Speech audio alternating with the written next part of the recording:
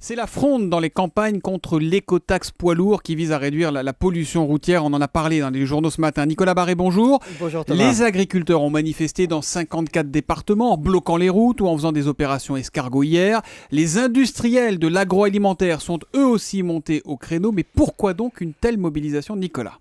Eh bien parce que cette écotaxe est une fausse bonne idée, une usine à gaz et un mauvais coup pour la filière agricole. Alors la fausse bonne idée, c'est celle qui consiste à passer par l'impôt pour inciter les transporteurs à rouler plus écolo. Plutôt qu'une taxe, il aurait été plus simple et plus clair de durcir les normes.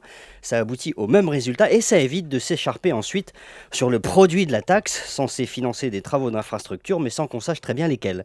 Seulement voilà, en France, on adore les taxes. Ensuite, pour la mettre en place, cette écotaxe, eh bien, notre administration a monté une invraisemblable usine à gaz. 800 000 camions doivent être équipés d'un boîtier spécial. Il a fallu construire des portiques sur les routes pour traquer les tricheurs. Résultat, ça devient tellement cher que la simple collecte de la taxe engloutit 20% de ce qu'elle rapporte. C'est le record toute catégorie de tous les impôts. Et c'est donc un impôt qui est aussi particulièrement décrié par la filière agricole. Ça, c'est toujours dangereux pour un gouvernement. Ça, c'est le point clé. L'écotaxe est payée par les transporteurs censés devenir vertueux, mais elle est intégralement répercutée sur les donneurs d'ordre, autrement dit sur la filière agricole. Elle renchérit le coût de transport de 5 à 10% dans un secteur où les marges sont déjà très faibles, mais surtout, disent les agriculteurs, leurs produits sont taxés plusieurs fois.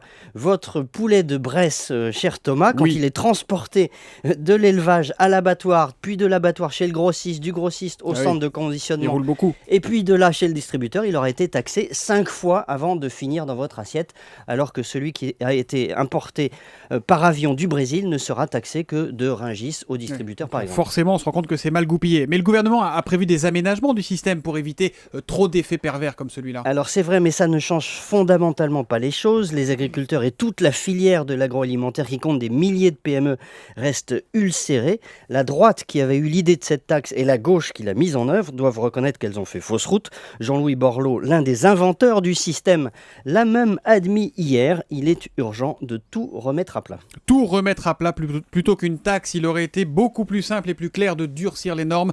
C'est ce que nous dit Nicolas Barré, directeur de la rédaction des Échos ce matin. L'édito Écho d'Europe 1, tous les matins à 8h10.